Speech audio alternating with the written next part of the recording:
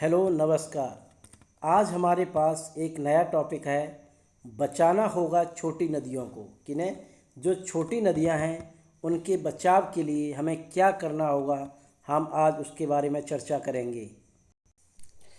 नदी संरक्षण के बारे में प्रयास बड़ी और बारहमासी नदियों पर ही केंद्रित रहे हैं, जबकि छोटी नदियां प्रदूषण और उपेक्षा की शिकार हैं।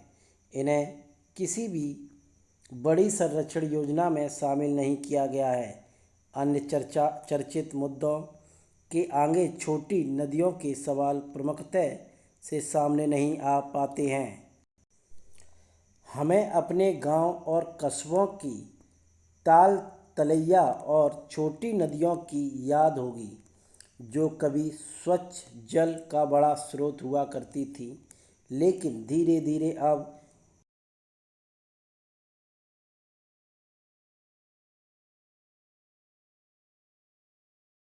जो तालाब पोखर बचे भी तो उनकी स्थिति दयनीय है। सवाल यह है कि आखिर ऐसा क्यों हुआ, जिससे जल संरक्षण के लिए यह स्रोत खत्म होते चले गए। इसमें कोई संदेह नहीं है कि अनायोजित विकास का नदियों के जीवन पर गंभीर असर पड़ा है। इसे दुख ही कहा जाएगा कि कई नदियां तो अब सीवेज बहाने वाली नहरों में तब्दील हो गई हैं। जैसे जैसे आबादी बढ़ रही है, पीने के पानी और सिंचाई जल का संकट भी गहराता जा रहा है। सैकड़ों छोटी नदियां मिलकर एक इकाई बनाती हैं। छोटी नदियां और उनके साथ जुड़ी झीलें, गीली जमीन और तालाबों की श्रृंखला नदियों को जीवंत रखती है।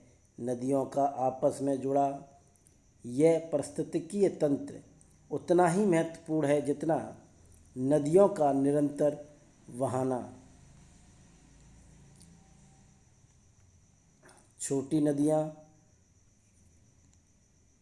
मानसूनी वर्षा और भूजल पर निर्भर होती हैं। यदि लंबे अंतराल तक सूखा रहता है तो यह भूजल स्तर में तेज़ी से गिरावट आती है। तो सबसे पहले छोटी नदियां सूख जाती हैं। खतरा यह है कि गंगा बेसिन में विलुप्त होती छोटी नदियां और उपेक्षित हजारों तालाब बड़े खतरे का संकेत दे रहे हैं। भविष्य की खास सुरक्षा पर भी इसका गहरा असर पड़ेगा। पिछले 3 दशकों में बारहमासी नदियां अब खंडित हो और रुक रुक कर बहने वाली मौसमी नदियां बन रही हैं। भारत की मैदानी नदियां जैसे गोमती, रामगंगा, चंबल, कैन, बेतवा के प्रभाव का एकमात्र आधारभूत स्रोत भूजल और वर्षा जल है। गंगा को हम तब तक अविरल और निर्मल नहीं बना पाएंगे जब तक उसकी सभी सहायक नदियों के संरक्षण के लिए कोई बड़ी मुहिम नहीं चलाई जाती। इस मुहिम की ज़रूरत आज इसलिए भी ज़्यादा है क्योंकि कई छोटी नदियाँ, तालाब, पोखर और प्राकृतिक जल के स्रोत लगभग ख़त्म होते जा रहे हैं। गंगा नदी को अविरल या निर्मल बनाने के लिए पर्याप्त प्रवाह और जल गुणवत्ता के साथ निरंतरता आवश्यक है। इसमें सहायक नदियों का भी सदा नीरा होना जरूरी है। गीली जमीन वाले सिकुड़ते क्षेत्र, तालाब और झील अब नदियों से नहीं मिलते। नदी संरक्षण के हमारे प्रयास बड़ी बड़ी और बारहमासी नदियों पर ही केंद्रित रहे हैं, जबकि छोटी नदियां प्रदूषण और उपेक्षा की शिकार हैं। इन्हीं किसी बड़ी संरक्षण योजना में शामिल नहीं किया गया है। अन्य चर्चित मुद्दों के आगे छोटी नदियों के सवाल प्रमुखता से सामने नहीं आ पाते हैं। जलवायु परिवर्तन, भूमि उपयोग परिवर्तन और अत्यधिक जल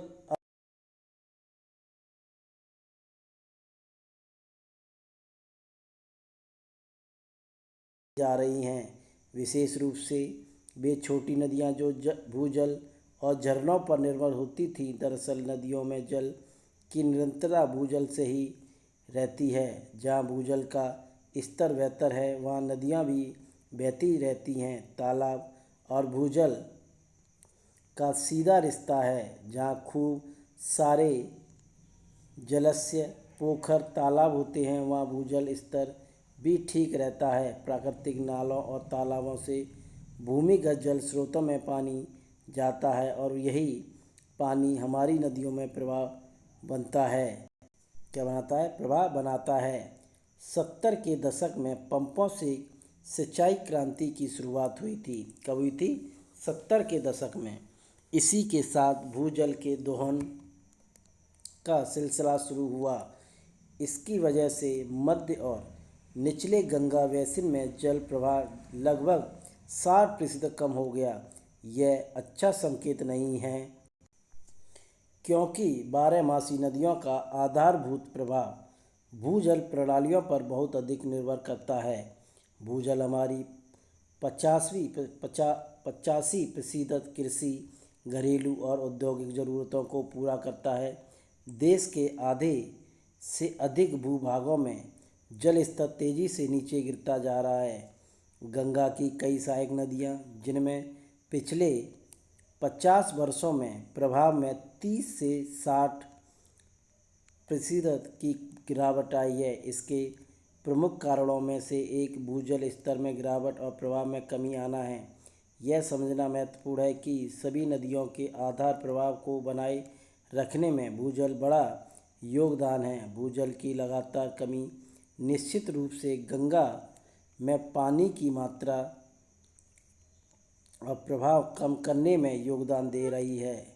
गंगा से सटे इलाकों में भूजल भंडार में भी लगभग 30 से 40 सेंटीमीटर तक की कमी आई है। नदियों के प्रवाह पर भूजल स्तर में गिरावट का प्रभाव गंगा की कई अन्य सहायक नदियों पर देखा जा सकता है, जिसे बर्फ़ के पिघलने से कोई पानी नहीं मिल रहा है। कई छोटी बड़ी सहायक नदियों का पानी गंगा नदी में मिलकर इसके प्रभाव को बढ़ा देता है। स्वस्थ जलीय निवास को बनाए रखने के लिए प्रवाह आवश्यक है। 60 के दशक के उत्तरार्ध में दिल्ली में यमुना नदी में बड़ी संख्या में कछुए होते थे और उन्हें आसानी से तटों पर देखा जा सकता था। अब नदियाँ जैविक रूप से मृत हैं। कछुए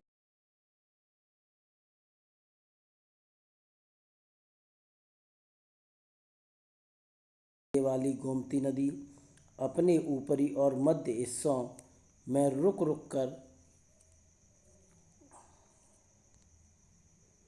बहने वाली धारा हो गई है। कभी यह एक बारहमासी नदी हुआ करती थी, अब गर्मियों के महीनों में कई हिस्सों में सूख जाती है। पहली बार नदी के उद्गम स्थल से करीब 100 किलोमीटर का हिस्सा छोटे छोटे खंडों में सूख गया है।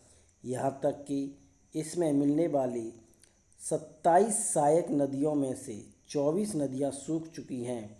मछलियाँ प्रदूषण के प्रति बहुत संवेदनशील होती हैं। जब नदियाँ सूख जाती हैं तो अलग अलग तालाबों में विखंडित हो जाती हैं, तो मछलियाँ, कछुए जैसे जलीय जीवों के सामने अस्तित्व का संकट खड़ा हो जाता है। नदियों के सूख जाने पर मछलियाँ, मेंढक, पक्षी, कछुए सबसे ज़्यादा संघर्ष करते हैं।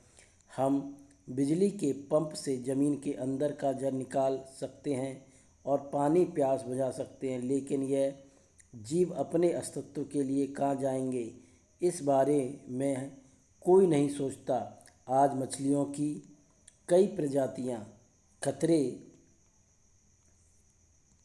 में हैं, खासकर उन नदियों में जहाँ सिंचाई और जलापूर्ति के लिए अत्यधिक जल निकाला जा रहा है और साथ ही शहरों का गंदा उस जल मिला दिया जाता है। कभी हमारी बारहमास नदियाँ विविध देशीय प्रजातियों की मछलियों को आश्रय देती थीं। उनमें से कई का तो आर्थिक महत्व भी था, लेकिन पानी के दोहन और प्रदूषण के कारण उनकी आबादी को भारी नुकसान पहुंचा है। दुनिया भर के अध्ययनों ने साबित किया है कि प्राकृतिक और अविरल बहने वाली धाराओं में मछलियों और अन्य जलीय जीवों की विविधता अक्षुण्ण बनी रहती है। बारहमासी नदियों में जलीय जंतु समुदाय अधिक स्तर होते हैं, जबकि खंडित और संशोधित धाराएं अपने जलीय जानवरों को खोना शुरू कर देती हैं। नदियों से पानी लेने के विज्ञान को हम बखूबी जानते हैं, लेकिन नदियों में वापस पानी लाने का ज्ञान अधूरा है।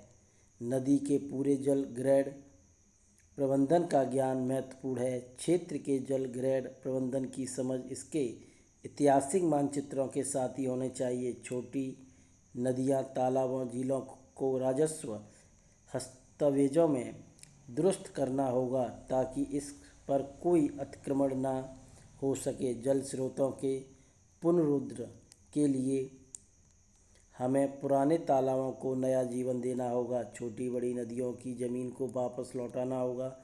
प्राकृतिक जल स्रोतों में हुए कब्जे और अतिक्रमण हटाने के लिए नीतिगत ढांचों को और मजबूत करना होगा। एक नदी में न्यूनतम पारिस्थितिकी प्रभाव होना चाहिए।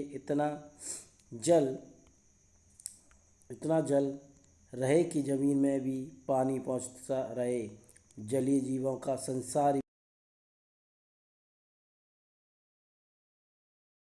हमारे चैनल को लाइक, शेयर, सब्सक्राइब और कमेंट करके ज़रूर बताएं कि हमारा टॉपिक आज नदियों के ऊपर आपको कैसा लगा। Thank you.